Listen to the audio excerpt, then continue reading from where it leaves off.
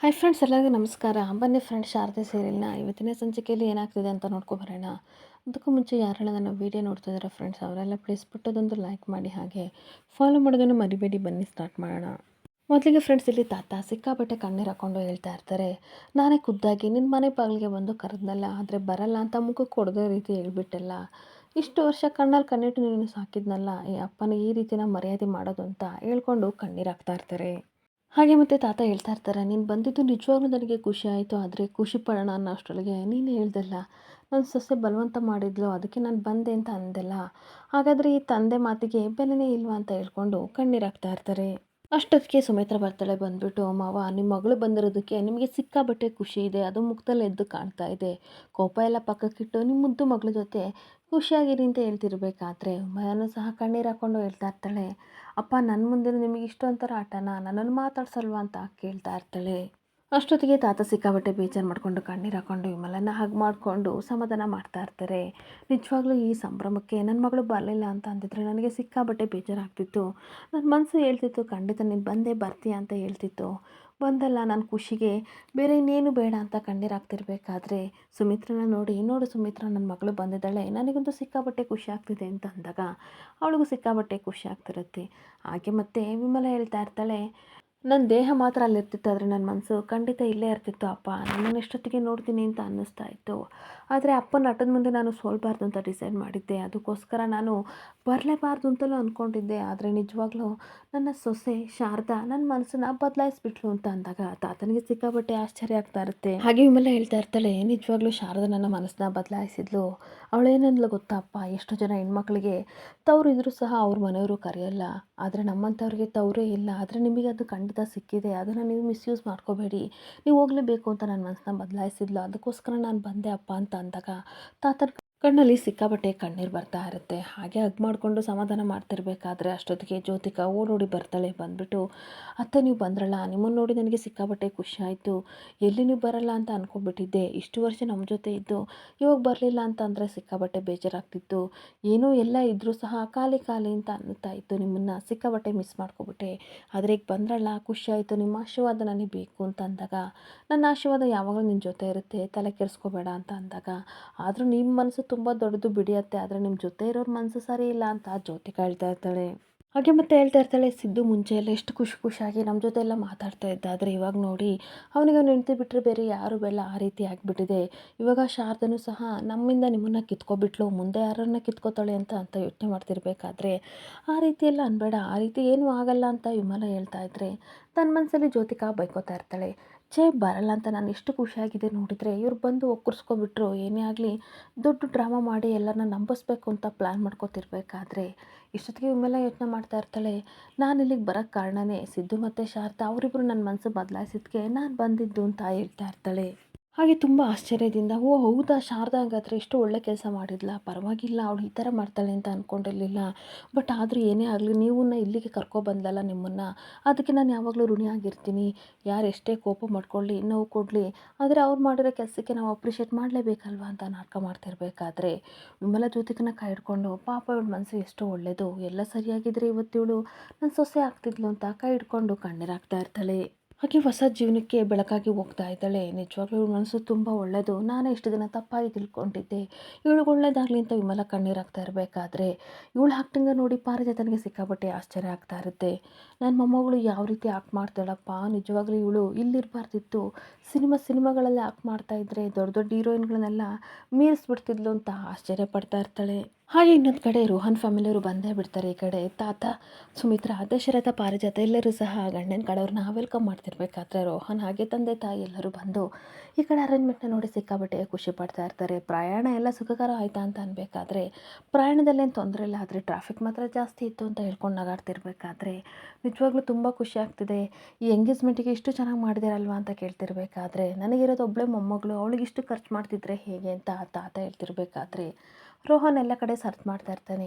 ಏನಪ್ಪ ಎಲ್ಲ ಕಡೆ ಯಾರನ್ನು ಹುಡುಕ್ತಿದ್ಯಾ ಅಂತ ಅಂದಾಗ ಅದು ಜ್ಯೋತಿಕಾ ಅಂತ ಅಂದಾಗ ಎಲ್ಲರೂ ನಗಾಡ್ತಾ ಇರ್ತಾರೆ.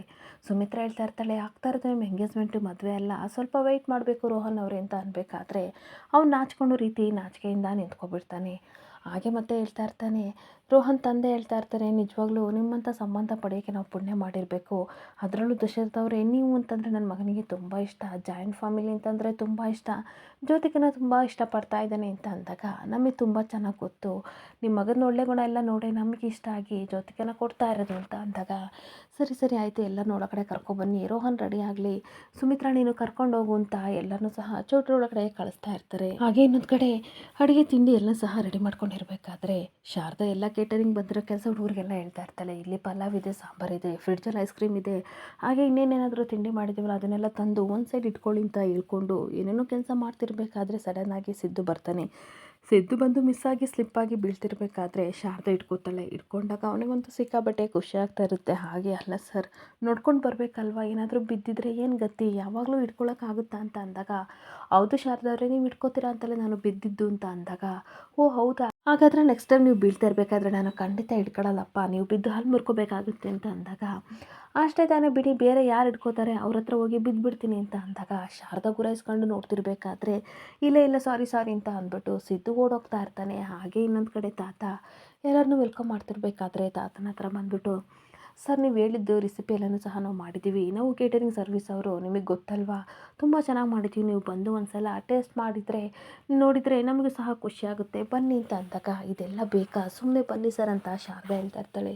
ಸುಮ್ಮನೆ ರೀ ಶಾರದಾ ಅವರೇ, ಇವ್ರು ತಾನೇ ಆರ್ಡ್ರ್ ಕೊಟ್ಟಿದ್ದು, ಒಂದು ಸಲ ಟೇಸ್ಟ್ ಮಾಡಬೇಕು, ಅದರಲ್ಲೂ ಕೆಲವೊಂದು ಸ್ವೀಟ್ಗಳನ್ನ ನನ್ನ ಹೆಂಡತಿ ಖುದ್ದಾಗಿ ಮಾಡಿದ್ದಾಳೆ, ಆ ಟೇಸ್ಟ್ ಬಗ್ಗೆ ನಿಮಗೇನು ಹೇಳೋದು ಬೇಡ, ತುಂಬ ಚೆನ್ನಾಗಿ ಗೊತ್ತು, ಆದರೆ ತುಂಬ ದಿನ ಆಯ್ತಲ್ವಾ, ಮರ್ತೋಗಿರುತ್ತೆ ಅಂತ ಅನಿಸುತ್ತೆ, ಸ್ವಲ್ಪ ಟೇಸ್ಟ್ ಮಾಡಿ ಅಂತ ಅಂದಾಗ ತಾತನಿಗೆ ಸಿಕ್ಕಾಪಟ್ಟೆ ಕೋಪ ಬರ್ತಾ ಇರುತ್ತೆ. ಹಾಗೆ ಮನೆ ಕೆಲಸವನ್ನು ಮಂಜುನ ಕರೆದ್ಬಿಟ್ಟು, ಇವನಿಗೆ ನಾವು ಕೇಟರಿಂಗ್ ಸರ್ವಿಸ್ನ ಕೊಟ್ಟಿರೋದು ಮಂಜು, ಒಂದು ಕೆಲಸ ಮಾಡು, ಅವ್ನು ಏನೇನು ಮಾಡಿದ್ದಾನೆ ಎಲ್ಲನೂ ನೀನು ಟೇಸ್ಟ್ ಮಾಡು ಅಂತ ಹೇಳಿ ಕೋಪ ಮಾಡಿಕೊಂಡು ಒಳಗಡೆ ಹೋಗ್ತಾ ಇರಬೇಕಾದ್ರೆ ಕೆಲಸದವರು ಹೇಳ್ತಾ ಇರ್ತಾರೆ, ಈ ಮನೆ ಮ್ಯಾಗ ನೀವು ಅಂತ ನಮಗೆ ಗೊತ್ತು, ದಯವಿಟ್ಟು ಬೇಜಾರು ಮಾಡ್ಕೋಬೇಡಿ, ತಾತ ಏನೋ ಕೋಪದಲ್ಲಿ ಅಂದಿದ್ದಾರೆ ಅಂತ ಅಂದಾಗ, ಪರವಾಗಿಲ್ಲ ಬಿಡಿ ಅಂತ ಸಿದ್ದು ನಗಾಡ್ತಾ ಇರ್ತಾನೆ. ಹಾಗೆ ಶಾರದಾ ಹೇಳ್ತಾ ಇರ್ತಾಳೆ, ಅಲ್ಲ ಸರ್, ತಾತನಿಗೆ ಮೊದಲೇ ನಮ್ಮ ಮೇಲೆ ಇಷ್ಟು ಕೋಪ ಇದೆ ಅಂಥದ್ರಲ್ಲಿ ನೀವು ಯಾಕೆ ಸರ್ ಈ ರೀತಿ ತಾತನಿಗೆ ಕೋಪ ಬರೋ ರೀತಿ ಮಾಡ್ತಿದ್ದೀರಾ ಅಂತ ಕೇಳ್ತಾ ಇರ್ತಾಳೆ. ಹಾಗೆ ಮತ್ತೆ ಹೇಳ್ತಾ ಇರ್ತಾಳೆ, ಒಂದೊಂದ್ಸಲ ನೀವು ಮಾತಾಡೋದು ಸರಿನೇ ಇರಲ್ಲ, ಕೋಪದಲ್ಲಿ ಮೂಗ್ನ ಕುಯ್ಕೊಂಡಂಗಿರುತ್ತೆ, ನಿಮ್ಗೆ ಅರ್ಥನೇ ಆಗಲ್ವಾ ಸರ್, ನೀವು ಮಾಡೋದು ಸರಿನಾ ಅಂತ ಬೈತಿರ್ಬೇಕಾದ್ರೆ, ಬಿಡ್ರಿ ಮೂಗು ಕುಯ್ದೋದ್ರೆ ಪ್ಲಾಸ್ಟಿಕ್ ಮೂಗ್ನ ಅಂಟಿಸ್ಕೊಂಡ್ರಾಗುತ್ತೆ ಅಂತ ಅಂದಾಗ, ಏನು ಸರ್ ಈ ರೀತಿ ಮಾತಾಡ್ತೀರಾ, ಹೋಗಿ ತಾತನ ಜೊತೆ ಜಗಳ ಮಾಡ್ತಾರಾ ಅಂತ ಅಂದಾಗ, ಮತ್ತು ಅವರೇ ನಮ್ಮನ್ನು ಎಂಗೇಜ್ಮೆಂಟಿಗೆ ಕರೆದಿರಾ, ಕೇಟರಿಂಗ್ ಸರ್ವಿಸಿಗೆ ತಾನೇ ಕರೆದಿರೋದು, ಅದನ್ನು ನಾವು ಮಾಡಿದ್ದೀವಿ, ಫುಡ್ಡನ್ನು ಟೇಸ್ಟ್ ಮಾಡಿ ಅಂತ ಕೇಳಿದ್ರಲ್ಲಿ ತಪ್ಪೇನಿದೆ ಅಂತ ಅನ್ಬೇಕಾದ್ರೆ, ನೀವು ಹೋಗಿ ತಾತನ ಕೇಳೋದು ಬದಲು ದಶರಥ ಸರ್ನ ಕೇಳಿದರೆ ಅವರೇ ಎಲ್ಲ ಟೇಸ್ಟ್ ಮಾಡ್ತಿದ್ರು ಅಲ್ವಾ ಅಂತ ಶಾರದಾ ಹೇಳ್ತಾ ಇರ್ತಾಳೆ. ಹಾಗೆ ನೀವು ನನ್ನನ್ನು ಬೈಯೋದು ಬದಲು ಹೋಗಿ ನಮ್ಮ ತಾತನಿಗೆ, ನೀವೇನಕ್ಕೆ ನನ್ನ ಗಂಡನ್ನ ಇದೇ ರೀತಿ ಮಾತಾಡಿಸ್ತೀರಾ, ಯಾಕೆ ಅವಮಾನ ಮಾಡ್ತೀರಾ ಅಂತ ಹೋಗಿ ಕೇಳ್ಬೋದಲ್ವಾ ಅಂತ ಅಂದಾಗ, ಇಲ್ಲಪ್ಪ ನಾನು ಆ ರೀತಿ ಮಾಡಲ್ಲ ಅಂತ ಹೇಳ್ಬೇಕಾದ್ರೆ, ಸರಿ ತಾನೇ, ನನ್ನ ತಲೆಯಲ್ಲಿರೋದು ತಾತನ ಬುದ್ಧಿನ ನಾವು ರೀತಿಯೇ ಯೋಚನೆ ಮಾಡೋದು, ಏನು ಮಾಡೋಕ್ಕಾಗಲ್ಲ ಬಿಡಿ ಅಂತ ಅಂದಾಗ, ನಿಮ್ಮ ಜೊತೆ ಮಾತಾಡ್ತೀನಲ್ಲ ಅಂತ ತಲೆನ ಕೆಚ್ಕೋತಾ ಇರ್ತಾಳೆ. ನೋಡಿ ಶಾರದಾ ಅವರೇ, ತಲೆನ ಕೆಚ್ಕೋಬೇಡಿ, ಆಮೇಲೆ ತಲೆನೋವು ಬಂದರೆ ನಾನು ನಿಮಗೆ ಮುಲಾಮು ಹಚ್ಚಬೇಕು ಅಂತ ಅಂದಾಗ ಶಾರದಾ ಸಿಕ್ಕಾಪಟ್ಟೆ ನಾಚ್ಕೊಂಡು ಹೋಗ್ತಾ ಇದ್ರೆ ಸಿದ್ದುಗೂ ಸಿಕ್ಕಾಪಟ್ಟೆ ನಾಚಿಕೆ ಆಗ್ತಾ ಇರುತ್ತೆ. ಹಾಗೆ ಇನ್ನೊಂದು ಕಡೆ ರೋಹನ್ ಸಹ ಸಿಕ್ಕಾಪಟ್ಟೆ ಗ್ರ್ಯಾಂಡಾಗಿ ರೆಡಿ ಆಗ್ತಾ ಇರ್ತಾನೆ. ಇನ್ನೊಂದು ಕಡೆ ಜ್ಯೋತಿಕಾ ಅಂತೂ ಏನೇನು ಥರ ರೆಡಿ ಆಗ್ತಿರ್ತಾಳೆ, ಅವಳಿಗಂತೂ ಸಿಕ್ಕಾಪಟ್ಟೆ ಖುಷಿಯಾಗಿ ಫೋಟೋಶೂಟ್ನ ಮಾಡಿಸ್ಕೋತಾ ಇರ್ತಾಳೆ.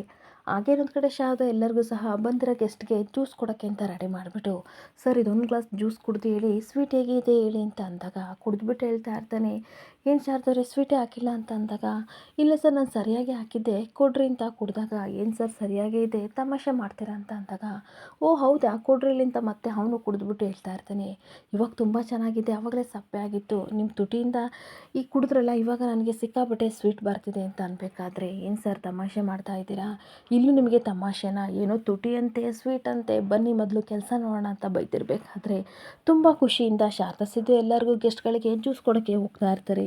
ಹಾಗೆ ಶಾರದಾ ಮತ್ತು ಸಿದ್ದು ಪ್ರೀತಿಯಿಂದ ಎಲ್ಲ ಗೆಸ್ಟ್ಗಳಿಗೆ ಜ್ಯೂಸ್ ಕೊಡ್ತಿರ್ಬೇಕಾದ್ರೆ ಹೊರಗಡೆ ಜ್ಯೋತಿಕಾ ಬರ್ತಾಳೆ. ನೋಡಿಬಿಟ್ಟು ಬೇಕು ಅಂತ ಅವ್ರನ್ನ ಟೀಸ್ ಮಾಡ್ತಾ ಇರ್ತಾಳೆ. ಏನು ಶಾರದಾ, ಸರಿಯಾಗಿ ಕರೆಕ್ಟ್ ಟೈಮಿಗೆ ಕೆಲ್ಸಕ್ಕೆ ಬಂದಿದೆಯಾ, ಹಾಗೆ ನಾವು ಕೊಟ್ಟಿರೋ ಲಿಸ್ಟಲ್ಲಿರೋ ಮೆನು ಎಲ್ಲ ರೆಡಿ ಮಾಡಿದೆಯಾ, ಎಲ್ಲ ಕರೆಕ್ಟ್ ಆಗಿದೆಯಾ ಅಂತ ಅಂದಾಗ, ಹೌದು ಜ್ಯೋತಿಕಾ ಅವರೇ, ಊಟದ ಬಗ್ಗೆ ನೀವು ಟೆನ್ಷನ್ ಮಾಡ್ಕೋಬೇಡಿ, ನಾವೆಲ್ಲ ಕರೆಕ್ಟಾಗಿ ಮಾಡ್ತೀವಿ ಅಂತ ಅಂದಾಗ, ಏನೋಪ್ಪ ನನ್ನ ಕೈಯಲ್ಲಿ ನಂಬೋಕ್ಕಾಗಲ್ಲ, ನೀವೆಲ್ಲ ಪರ್ಫೆಕ್ಟಾಗಿ ಮಾಡ್ತೀರಾ ಅಂತ ನನಗೇನು ಅನಿಸಿಲ್ಲ, ಏನೋ ಸಿದ್ದು ಹೊಸ ರೆಸ್ಟೋರೆಂಟ್ ತೆಗೆದಿದ್ದಾನೆ, ಹಾಗೆ ಅವನು ಸ್ವಲ್ಪ ಒಳ್ಳೇದಾಗಲಿ ಅಂತ ಆರ್ಡರ್ ಕೊಟ್ಟೆ ಅಂತ ಅಂದಾಗ ಸಿದ್ದುಗೆ ಸಿಕ್ಕಾಪಟ್ಟೆ ಕೋಪ ಬರ್ತಾ ಇರುತ್ತೆ. ಹಾಗೆ ಬಂದವ್ರಿಗೆ ಯಾವುದೇ ರೀತಿ ಕೊರತೆ ಆದಂಗೆ ನೋಡ್ಕೋಬೇಕು ಅಂತ ಅನ್ಬೇಕಾದ್ರೆ ಸರಿ ಅಂತ ಹೇಳ್ತಾ ಇದ್ರೆ, ಒನ್ ಮೋರ್ ಥಿಂಗ್, ಒಂದು ಇಂಪಾರ್ಟೆಂಟ್ ವಿಷಯ ಅಂತಂದರೆ, ಈ ಎಂಗೇಜ್ಮೆಂಟಲ್ಲಿ ಕೇವಲ ಕೆಲಸದವರಾಗಿ ಇರಬೇಕು ನೀವು ಅಂತ ಅಂದಾಗ ಸಿದ್ದು ಶಾರದನಿಗೆ ಸಿಕ್ಕಾಪಟ್ಟೆ ಶಾಕ್ ಆಗ್ತಾ ಇರುತ್ತೆ. ಹಾಗೆ ಎಲ್ಲೆಂದರಲ್ಲಿ ಕೂತ್ಕೊಳ್ಳೋದು, ಹರಟೆ ಹೊಡೆಯೋದು ಈ ರೀತಿ ಎಲ್ಲ ಮಾಡಬೇಡಿ. ನಮ್ಮ ತಾತನ ಘನತೆಗೆ ಅದು ಸರಿ ಹೊಂದಲ್ಲ ಅಂತ ಅಂದಾಗ ಇವನಿಗಂತೂ ಸಿಕ್ಕಾಪಟ್ಟೆ ಕೋಪ ಬರ್ತಾ ಇದ್ದರೆ ಜ್ಯೋತಿಕಾ ಒಳೊಳಗೆ ನಗಾಡ್ಕೊಂಡು ಆರ್ಡ್ರ್ ಮಾಡಿ ಹೋಗ್ತಾ ಇರ್ತಾಳೆ. ಹಾಗೆ ಜ್ಯೋತಿಕಾ ಇನ್ನೊಂದು ಕಡೆ ಡಿಫ್ರೆಂಟ್ ಫೋಸಲ್ಲಿ ಫೋಟೋಶೂಟ್ ಮಾಡಿಸ್ಕೊತಿರ್ಬೇಕಾದ್ರೆ ಪಾರಿಜಾತ ಬರ್ತಾಳೆ. ಈ ಥರ ಮಾಡ್ಕೋಬೇಡ, ಈ ರೀತಿ ತೆಗೆಸ್ಕೊ ಅಂತ ಅವಳೊಂದೆರಡು ಡಿಫ್ರೆಂಟ್ ಪೋಸ್ನ ಕೊಡ್ತಿರ್ಬೇಕಾದ್ರೆ ಇವಳಿಗೆ ಸಿಕ್ಕಾಪಟ್ಟೆ ನಗು ಬರ್ತಾ ಇರುತ್ತೆ. ಏನು ಗೊತ್ತಾ ಗೋಲ್ಡಿ, ನಮ್ಮ ಕಾಲದಲ್ಲಿ ಈ ರೀತಿ ಫೋಟೋಶೂಟ್ನ ಮಾಡಿಸ್ಕೊತಿದ್ವಿ, ನೀನು ಈ ರೀತಿ ಕೃಷ್ಣ ಥರ ಎಲ್ಲ ಮಾಡಿಸ್ಕೊಳ್ಳೆ. ಇವಾಗ ಎಷ್ಟು ಬೇಕೋ ಅಷ್ಟು ಫೋಟೋಶೂಟ್ನ ಮಾಡಿಸ್ಕೊ, ಮದುವೆ ಆದಮೇಲೆ ಗಂಡನ ಹತ್ರ ಫೋಟೋ ತೆಗೀರಿ ಅಂತ ನಾವು ರಿಕ್ವೆಸ್ಟ್ ಮಾಡಬೇಕಾಗತ್ತೆ ಅಂತ ಅನ್ಬೇಕಾದ್ರೆ ಸಿಕ್ಕಾಬಟ್ಟೆ ಖುಷಿಯಿಂದ ಜ್ಯೋತಿಕಾ ನಗಾಡ್ತಿರ್ಬೇಕಾದ್ರೆ ಅಷ್ಟೊತ್ತಿಗೆ ಪಾಲಾಕ್ಷ ಬರ್ತಾನೆ. ಪಾಲಾಕ್ಷನ ನೋಡಿ ಪಾರಿಜಾತ ಸಿಕ್ಕಾಬಟ್ಟೆ ಖುಷಿಯಾಗಿ ಪಾಲಾಕ್ಷ ಅಂತ ಅಂದಾಗ ಜ್ಯೋತಿಕನಿಗೆ ಸಿಕ್ಕಾಬಟ್ಟೆ ಶಾಕ್ ಆಗ್ತಾ ಇರುತ್ತೆ. ಹಾಗೆ ಪಾಲಾಕ್ಷನ ನೋಡಿ ಶಾಕ್ ಆಗಿ ಜ್ಯೋತಿಕಾ ನಿಂತ್ಕೊಬಿಡ್ತಾಳೆ. ಇಲ್ಲಿಗೆ ಸಂಚಿಕೆ ಎಂಡ್ ಆಗ್ತಿದೆ. Thank you for the watching friends.